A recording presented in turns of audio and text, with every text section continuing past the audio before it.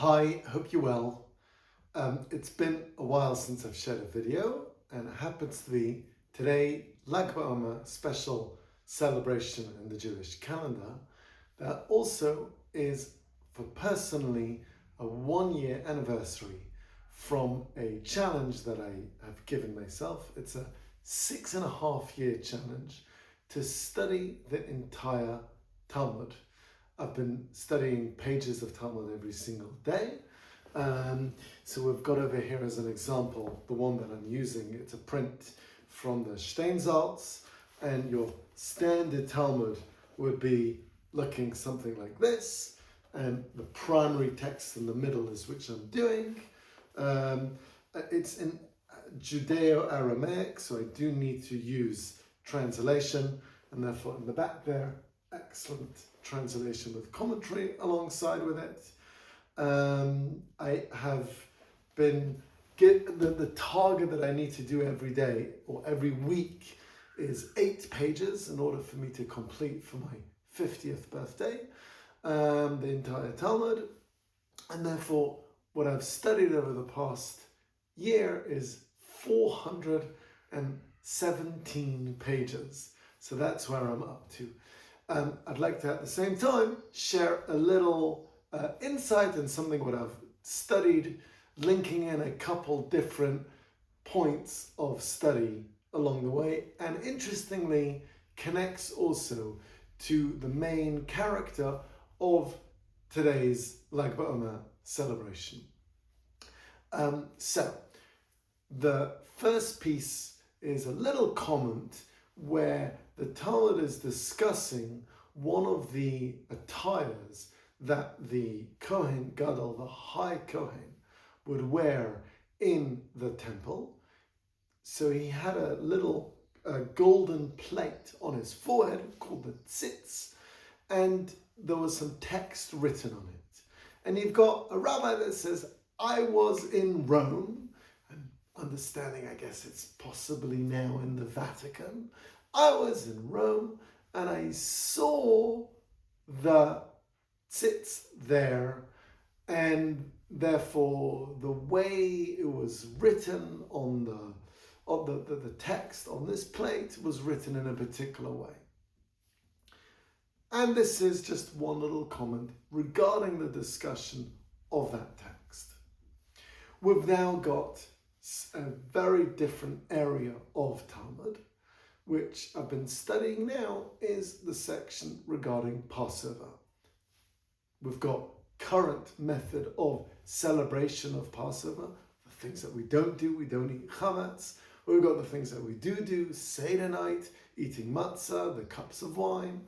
But then in temple times, there was a whole nother piece which I've been studying about regarding a special lamb that they would bring, would be slaughtered by the temple, and then everybody would eat it by the Passover Seder. There's a number of different rules, and one of the things that they were discussing is whether someone who is in a impure state, so you've got a level of purities and impurity from temple times, not as practiced nowadays, and when you are and not allowed to go and bring that korban.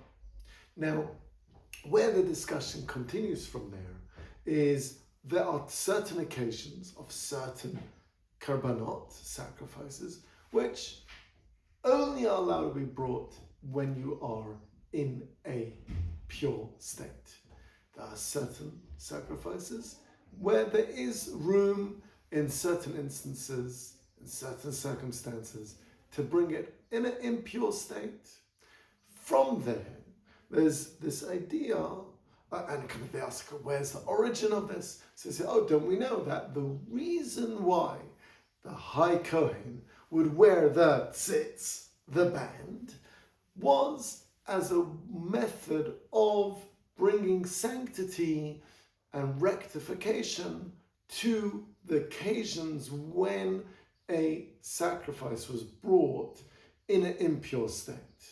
And meaning from there, the understanding is that there is an option to bring a sacrifice in an impure state, maybe not ideal, and there's a way to go and still maintain a level of sanctity despite not being in a perfect state.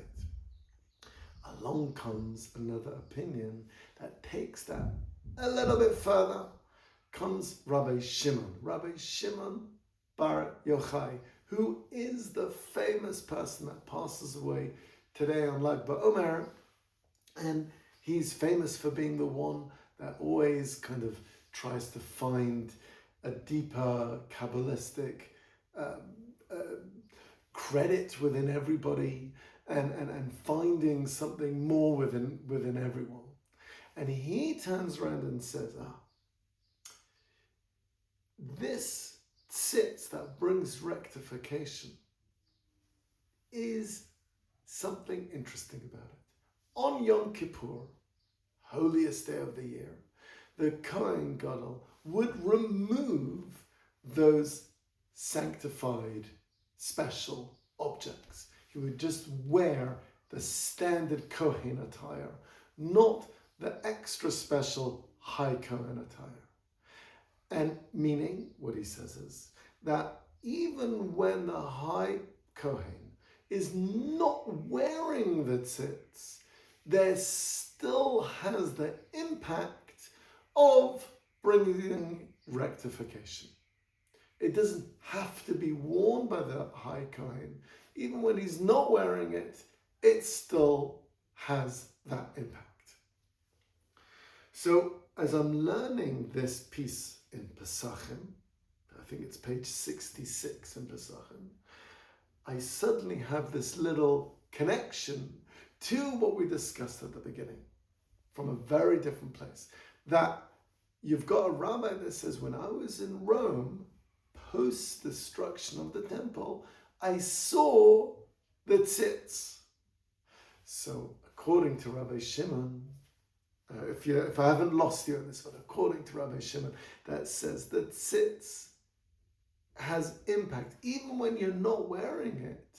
Along comes the Rabbi and says, never mind on Yom Kippur, it's still in existence, even now sitting possibly in the Vatican and still having that impact. And what I think that can mean as a message or a takeaway for us is, at times we could look at how our lives are, and can we say we are in a sense of perfection? I don't think anybody is perfect.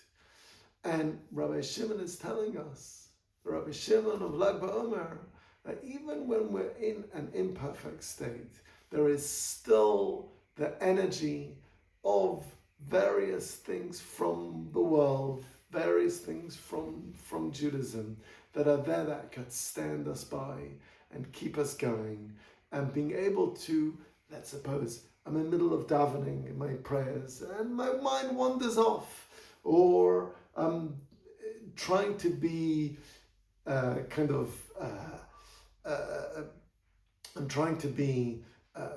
authentic, and it's not always authentic. Along comes Rabbi Shimon bar Yochai and says that tzitz is still there, that we always have that connection. It always is there to help us and can keep us going through whichever type of situations we're in. Thank you for listening.